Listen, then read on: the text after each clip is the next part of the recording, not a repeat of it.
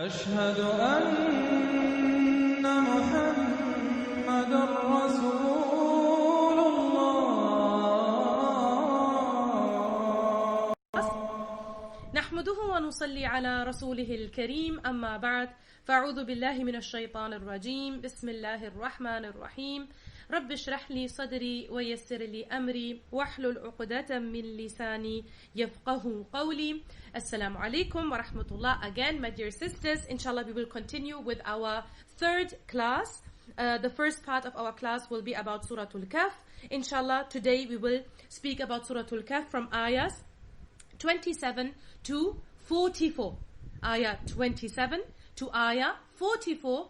And again, I want to remind all of us that we want to speak about Surah Al-Kahf with the fitna of Dajjal in mind, because there are ahadith which are speaking about the first 10 or the last 10 ayahs of Surah Al-Kahf. And as well, I told you about this hadith which speaks about the whole surah in connection to protection from fitan and from confusion and from trials. So, we will read Surah Al-Kahf to understand Surah Al-Kahf in general, and also with this specific fitan and trials in mind.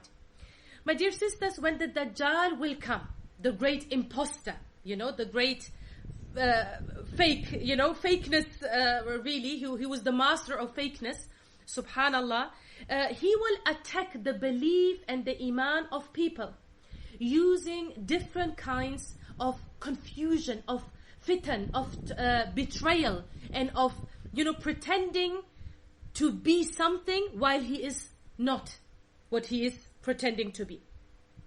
He will attack the belief, the iman of people. So iman can be, iman has to be strengthened. You can have a trial in your iman. You can be tested in your wealth.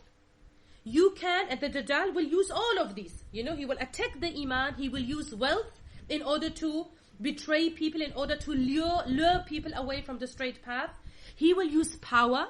He is the powerful, yes? He will even claim to be God, na'udhu billah, because he's so powerful. He will travel throughout the world. He will do all sorts of things which are so powerful. So power is a great trial he will use to confuse people. So wealth, power, and also knowledge is a trial we have to be aware of. And all these different trials, the trial of belief, the trial of wealth, the trial of power and of knowledge, all of these are mentioned in Surah Al-Kahf, which is very, very interesting. So we spoke about the trial of Iman already when we spoke about the people of the cave. Yes, how they protected their Iman, how for them the most important and most precious thing in their life was their Iman. They were, they regarded themselves as being successful people living in a cave, yes, having nothing else than, what can you have in a cave? Nothing, literally nothing, but still they regarded themselves as successful. And if we go back to our people, yes, then we will never be successful. So this is their mind setting. Yes, this is their hierarchy of values. What they value the most is their iman. So this is about the trial of iman. So you have to be very, very aware of what is the most important thing in your life in order that you be able to safeguard your iman, even in the face of the greatest imposter, the trial, the greatest fitna, the fitna of the Dajjal. So today, inshallah, we will read about an example, mithal, an example Allah subhanahu wa ta'ala speaks about in the Quran, which will speak about the trial of wealth. Wealth, mal, to have, money, to be well off in this life. This is also a great trial. Most of the times we see trial or we see the test only in poverty. We say, oh, miskin, she is poor. Allah is really testing her. Or I'm poor right now, so this is really a test from Allah. But we forget, wealth is also a test from Allah. You are being tested while you are wealthy. You can be a millionaire, a billionaire. This is a test for you, maybe even a stronger test than being poor, because the poor man, he returns to Allah easier. It is said so. It depends on your taqwa, of course, on the level of taqwa. But the poor man will be, is more readily, turning to Allah than maybe the rich and the wealthy person. Subhanallah. So this is what we will talk about today. So we'll continue with Surah Al-Kahf from Ayah 27, in which it says, وَاتْلُ مَا Ayah 27, yes. And it is, yes, in Ayah 27 it says, recite what has been revealed to you of your Lord's book. No one can change his words. You will never find any safe haven apart from him. So the Prophet ﷺ is being commanded to recite the book. This is what the Prophet does. He recites the book, and the followers should adhere to the recitation of the book as well. If we want to be on the straight path, if we want to be close to the source of truth and guidance, we have to recite the book. And we have to know that no one and nothing can change His words. So the kalimat of Allah can be the kalimat in the Quran. No one can change the Quran. No one should even attempt to change the Quran. This is, the guidance of Allah for all the time, till the day of judgment. This will remain the guidance of Allah. And the kalimat can also mean the order of Allah. If Allah orders something to be, no one and nothing can change the order of Allah. If He wishes something to be, it will be. It will come to pass. No one can change it. So, rely on Allah completely. Adhere to the Quran completely. Don't change what is inside the Quran. Don't even try to change what is inside the Quran. All these meanings can be derived from this ayah. And this is very difficult, to hold fast to the Quran even in difficult times, even if somebody is demanding from you that, just change a little bit from the Quran. You can read the Quran, no problem, but just change these things which are not politically correct anymore, which are not up to date anymore, which seem a little bit outdated in our, forgive my sarcasm, in our so modern times. These the teachings of the Quran don't seem, according to the standards of the time, they don't seem to be up to date. Na'udhu billah. No, nothing should change the Quran. If we change the Quran, we're changing something which is from Allah, which is perfect. Yes, and who, human being, who from the creation can change something which is from the Creator? Na'udhu billah. Even saying this shows how, na'udhu billah, how wrong this is. And remember, this is what those people who came before us, they did already. And we can see where it has led them. To something which is, so far away from what Allah had revealed to them that really you can't even recognize. That really these people claim to have something which is originally from Allah. For example, if I say a Christian lady, do you imagine her with hijab? But originally this was part of their religion because it was Islam. Maryam alayhi salam was a very modest woman. Yes, hijab was, of course she would be wearing hijab. You can't imagine otherwise. But nowadays, if you think about a modest Christian woman, you don't imagine her with hijab. So how did this happen? How many steps were in between that now when you speak of, their religion, it has nothing to do with what Isa alayhi salam taught to those people. So, we are on the same way. The Prophet ﷺ warned us, you will imitate and you will go after those who came before you. Step for step. Until, inshallah, we will speak about this hadith, inshallah, also about the signs of the Day of Judgment. This will be part of, this topic as well, inshallah. So this is very difficult to be with the Quran, yes, and not to, to stand with the Quran and not to change anything from it. So how can we do this? We have to be patient. So this also, if you want to be safe from the trials, you have to be patient. There is no other way. Without patience, there is no safety. Yes, if you cannot be patient and steadfast even in the, in the face of calamity, really, because trials are a kind of, calamity, then there is no way for you.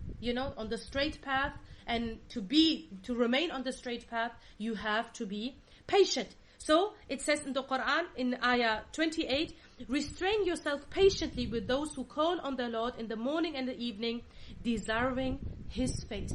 Meaning they are sincere. They only want the pleasure of Allah, desiring His face. And do not turn your eyes from them, desiring the attractions of this world, and do not obey someone whose heart we have made neglectful of our remembrance, and who, because if somebody is neglectful about the remembrance of Allah, then what follows? What is the natural consequence? And he is the one who follows his own whims and desires. So be with the righteous. And what is the criteria for righteous people? Here in this ayah it says, they remember Allah in the morning and the evening. This is their routine. In their routine life, they are people of remembrance. They remember Allah. And we know from Surah Al-An'am and other surahs, Allah spoke about these people as well as those who are, or described them. We know from Tafseer that these are also the poor people. Who used to be in the gathering of the Prophet ﷺ, and the Prophet ﷺ was ordered to be with those people and not to, drive them away, because some of the Quraysh that demanded that, yes, okay, we are ready, we are prepared to sit with you and listen to you, okay, but first, tell those people to go away because this is against our, dignity and pride to sit with those poor people. This was their mindset. We don't sit with, people who are below us, subhanallah. And how did they determine what is low and what is, what is high? Only worldly criteria. Only worldly criteria. Who has how much? Yes, but Allah has different criteria, and we should judge people according to the criteria Allah has taught us. And what is this criteria? Who remembers Allah the most? The more he remembers Allah, I'm with him.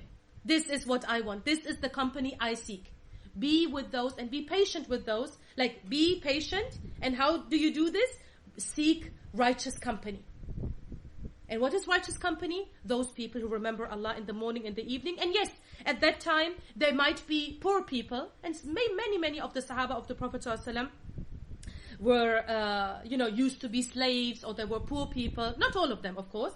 There were many rich people as well from the Sahaba. But, some even say majority, but, there's difference of opinion. But there were many poor people as well. And you will never drive them away, as we have read in another ayah in the Quran, in Surah Al-An'am. It says, and do not even turn your eyes from them. This is so beautiful. Like, if these people are with you, do not even look further. Seeking the adornment of this dunya. Subhanallah. Because, rich people might come and they would say to you that, look, I'm bringing all this wealth and I'm bringing all this fame and people know me. If you sit with me, more people will know you. This is the adornment of this life. No, even if you sit with poor people, if they fulfill the criteria of righteousness and remembering Allah, this is the company you should seek. These are the people you should be with. And do not turn your eyes from them, desiring the attractions of this world. And the Prophet ﷺ, of course, he would not do it. In Tafseer it only says that when the Quraysh demanded from him that, just send them away so we can sit with you. He was actually thinking about it because he wished so much that these people would listen to what he had to say and they would accept Islam. The rich and powerful people. But Allah subhanahu wa ta'ala said in the Quran, and this is again in Surah Al-An'am, that no, you will not drive those people away who remember Allah in the morning and in the evening. No. Yes, if they want to come and sit and listen, they can do so. But you will not drive those poor Sahaba away. Like Sa'ad ibn Abi Waqqas, like Bilal radiallahu an. There was some poor, and yes, in society they would be regarded as, people of low status. But for us, they are the peoples with the highest ranks. Yes, according to those noble criteria, really. And do not obey. So be with the good people, yes. And on the other hand, do not obey someone whose heart we have made neglectful of our remembrance. And this is so important. Do not obey someone who is not obeying Allah. Because, he will not lead you to Allah. If you follow him and he is not following Allah, where will he possibly lead you?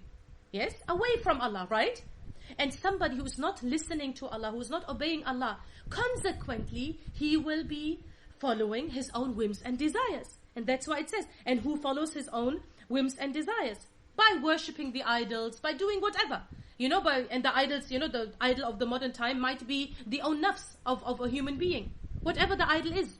But he is not obeying Allah, so he's obeying other than Allah, and he will lead you away from the straight path, and whose life has transgressed all bounds. Yes, these are extreme people. Furuta. Yes, people who do not obey Allah, who deny the right of their own creator. These are extreme people. Like, extremism is like something Muslim people always have to defend themselves. Yes, but in reality, those people who do not obey Allah. They make their own whims and desire to to their idol, really, and they live an extreme life. Yes, because they are not fulfilling the right of their own creator. Yes, and you can really see this in the culture of someone who is completely godless. Yes, that he will party too much, laugh too much. If he is sad, then he will be completely depressed and completely sad. There is no middle. There is no balance in his life. I'm not, of course, this is a generalization, of course. I mean, there are, of course, people who are still near the fitrah. May Allah guide them. There are good people everywhere. Good, meaning that they are near the fitrah, and maybe Allah will guide them. If Allah sees good in them, He will, or even, subhanallah, some people Allah guides according to His wisdom. Allahu Akbar. Yes, but, generally speaking, these people who follow their whims and desires, they tend to be more extreme and not to be balanced in their lives because they are following their whims and desires. And they are neglectful about their own creator. This is very extreme. To forget that you have been created. Yes, to be so neglectful about something so apparently true. This is very extreme. But we are taught, and we are taught another definition of what is extreme and what is not. Yes, so that's why we have to think in a complete different way to understand that what is actually, extreme, according to the criteria we are taught in the Quran. To be so ungrateful to Allah. Is this not extreme? He provides for you. He sustains you. He created you. You breathe because He allows you to breathe. You walk because He allows you to walk. And still you are neglectful about Him. This is quite extreme. Extremely ungrateful.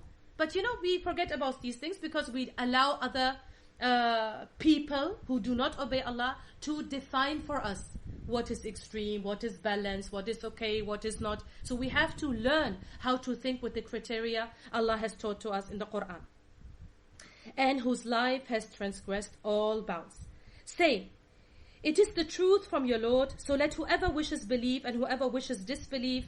But again, whoever wishes can believe and disbelieve. Yes, in this dunya, we have been given this kind of free will. We can decide. But we have to know and we have to accept that whatever you decide, it will have a consequence. And the consequence has been described here in a very, colorful, we can say, and very vividly it has been described. We have prepared for the wrongdoers a fire whose billowing walls of smoke will hem them in. Like the walls of fire will be all around them, above them, around them, left and right. They will be surrounded by fire. If they call for help, they will be helped with water like seething molten brass. Like the water, this is like a little bit, like as if Allah is telling us in a kind of way, you can feel the sarcasm, like the help for those people will be what? Seething molten brass, like boiling oil, molten brass. Like the Ibn Abbas radiallahu anhu, he said that when you burn oil and then what remains, this thick burnt down oil which remains in the pan or whatever, this is called muhl. This is the word used in Arabic. Seething molten brass, meaning like boiling oil or even the residue of, boiled down oil. Frying their faces, na'udhu billah. If something bad happens or if there is an explosion, or na'udhu billah, may Allah protect all of us. The first thing you protect with your hands is your face. Even though, of course, it's painful for all of your body if you have, some kind of burning or whatever. But still, the first thing we protect, because it's the most sensitive, is our face. It's the most precious, really. Yes, everything, is in our face. Thinking, seeing, hearing. But Allah says there will be a fire, it will be all around them. And then if they seek help, they will be helped with, subhanallah, something so hot and thick. And even in the description from the Sahaba, it says it will also be of a very foul smell. This muhl, this seething molten brass. Astaghfirullah. And where what will be attacked by this seething, boiling oil? The faces. Na'udhu billah, may Allah protect us. Frying their faces like with its heat when it is close to them. What a noxious, or what a bad, what a foul, all of these translations would be fine. What a noxious drink and what an evil repose. What an evil place to be in. What an evil sustenance. But this is the consequence of their wrongdoing in the life of this dunya. Everything has a consequence. Yes, you can decide now, but then you have to face the consequence of your decision. This is, because we are responsible creation. And this is in complete contrast to the people of the garden, subhanallah. But as for those who believe and do right actions, may Allah make us from them, we will not let the wage of good doers go to waste. Yes, whatever little good you do, you will see it when you return to Allah. Even if it's only a smile. When you see a sister or you see your parents and you are actually feeling down a little, but you say, okay, no, don't make them feel bad about whatever I have, troubles I have, and you smile. Yes, and you say, Ya Rab, I'm doing my best to make people feel good. And this smile, the small, change in the appearance of your face, even this will be counted as a good deed, subhanallah. Of course, if you are sincere for Allah. They will have gardens of Eden, like gardens of Jannah, with rivers flowing under them. They will be adorned in them with bracelets made of gold, and wear green garments made of the finest silk and rich brocade, reclining there on couches, under canopies, like there will be a roof over the couches, under canopies. What an excellent reward, what a wonderful repose. Yes, so this is, great contrast. If you decide to be ungrateful, to deny Allah, to deny the right of Allah, then you know what the consequence of this will be. But if you have iman and you do righteous deeds, even though sometimes it's difficult, even though you have to be very patient, even though you have to be very steadfast on this way, but look at the great reward you will be given at the end of this road. And I think, this is so beautiful. They will be adorned in them with bracelets. It's a difference if you wear a bracelet yourself or you are, adorned with a bracelet, like somebody is making you and, beautifying you by making you wear this bracelet. Like brides are adorned, like a bride, she doesn't have to do anything herself. This is so beautiful. Like every hardship, even the most, smallest of hardship will be gone, there will be an end once you enter paradise. It's such a special place, but again, it is for those who can forego and can do without the luxury of this life. Like for example, gold and silk. It is forbidden for the men of this ummah, right? Not for the women, but for the men. But look, once they are in Jannah, they will be given everything.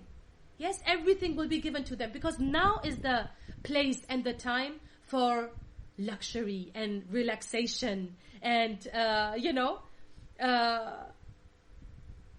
having the reward and enjoying the reward. The time will be in paradise. Now is the time for work and doing the best you can. And for being able to doing the best, you have to be patient.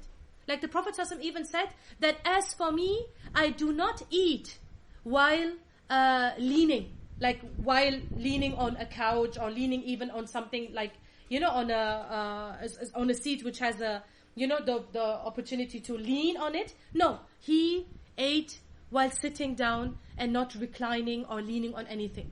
Even the small, what is so bad about leaning? Like the Romans, when they ate, they even lied down and they would eat in this kind of luxurious and not very humble manner. But the Prophet ﷺ, even while eating something so worldly, something so little, but even this you do with utmost humbleness, knowing that this is a blessing from Allah, that there are people who cannot afford this, even while eating. So in this dunya, we are not people who want everything right now and right here. Can you see the culture of Islam the Prophet ﷺ taught us? And then when you live a life like this, then look what you can have once you enter paradise.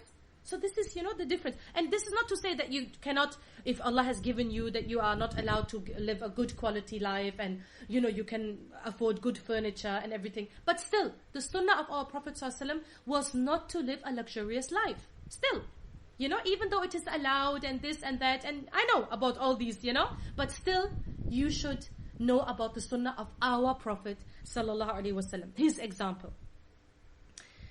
Yes, what a wonderful repose. make an example for them of two men. Now comes the example I told you about earlier, of two men. To one of them we gave 2 gardens of grape vines and surrounded them with date palms, putting between them some cultivated land, from where he could, even harvest crops and, whatever. Both gardens yielded their crops and did not suffer any loss, and we even made a river flow right through the middle of them, meaning between the 2 gardens. Like, this man had everything. Like, rich garden, even water supply in the middle of the garden. He didn't even have to bother about bringing water from somewhere else or digging a channel or whatever. No, everything was right there from Allah for him. And of course, if you have rich crop, rich harvest, rich garden, then you are wealthy. Yes, because you have for yourself and your family. You can bring the rest to the market. You can earn, money. And of course, you grow and the wealth grows and, you are well off. This is what is being described with this man. So he was a man of wealth and property, and he said to his companion, this is the other man. Yeah, the example is about 2 men, right? The one is rich, garden, grape vines, everything. The other one, his companion, and he was debating with him. He was speaking to him, and he said, I have more wealth than you and more people who are my people, my followers. Yes, I have more people around me and I have more wealth than you. From this we can see he was a proud man. He was a man who boasted to other people, and he made other people feel inferior to him because, and what was the criteria? How would he judge what is a high standard and what is a low standard? His criteria of judgment was wealth and people around him. Yes, this becomes very clear. So he obviously, he is not a man who passed the test of wealth. Because Allah gave him wealth to test him, right? But he failed the test. He became boastful, arrogant, and he belittled other people who did not have as much as he. And now we will even read further. He entered his garden and wronged himself by saying, I do not think that this will ever end. Again, even more failure of the test. He was so, the illusion of the wealth of the garden, betrayed him, confused him, made him think in the complete wrong direction, so much so that he even said that there will be no end to this garden. This has been given to me. I cannot imagine that this will ever end. I am rich, I am wealthy, look at what I have, look at my belongings, and this has been given to me forever. This will never end. And he says, I do not think the hour will ever come. Na'udhu billah. Failure over failure. He failed the test of wealth completely. Instead of saying that this is the blessing of Allah, Allah has blessed me, so I have to share this with others. I have to be humble. I have to be grateful. No. And then he if he had reacted in that way, he would have passed the test of wealth. But he did not. He failed the test. And he said, I do not think the hour will ever come. He is even denying the day of judgment. But if I should be sent back to my Lord, like he's denying on one hand, on the other hand he's saying that yes, okay, even if I return to my Lord, then I will definitely get something better in return. And this is really the trademark of a completely materialistic way of thinking. Because look, he is making wealth the criteria. Yes? He thinks that whoever is wealthy, he is the most successful one. But for Allah, success has nothing to do with wealth. Because He gives the kafir and He gives the mu'min. Yes? He gives to both of them. For Allah, if the dunya has any worth, He would not give the kafir, the ungrateful person. No, He would not give him. But He gives. Because this dunya is fani. This dunya is ending. This dunya is, nothing and nothing compared with the hereafter. So this is a test. He gives to those and He gives to those. Allah gives to both kinds of people. The righteous and the wretched. Allah gives to both people. But for this man, because wealth was everything, yes, for this man, he's a materialistic person. For him, wealth is the criteria. So he thinks, if I have now, then, first of all, I do not really believe that there will be an hour. But even if I am returned to Allah, so because I have now, it means that Allah has to be pleased with me. because this is the only criteria of, I can think of. So that means that even if I return to Allah, I will definitely get even something better in return. Completely wrong. He was in complete illusion about himself and about what Allah must think of him, because he thinks that if I have material well-being, this means I am successful, this means Allah is pleased with me, and this is not the case. Yes, if this would be the case, na'udhu billah, then all those greatest, richest of all people who do not even, didn't even mention the name of Allah even once in their lifetime, it means Allah is pleased with them? Na'udhu billah. Na'udhu billah. No. Wealth is a trial. If you use it in the way of Allah, if you are grateful, then yes, you can do many good things with wealth. Like the rich Sahaba, like everything is nice. Good, alhamdulillah. But if you abuse it, you forget yourself, you make the wealth to your Lord. Yes, you start worshipping the wealth, then you have failed the test completely. And this other man, mashallah, he is in no way feeling insecure or inferior to the rich man. He knows who he is.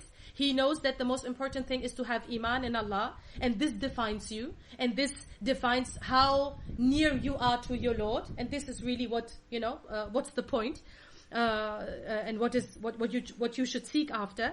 His companion with whom he was speaking or debating said to him, "Do you then disbelieve in Him who created you from dust, then from a drop of sperm, and then formed you as a man?" Like he is reminding him that, look, you have wealth, nice and well, but have you forgotten about the one who created you? Who put you here in the first place? Like he is in no way,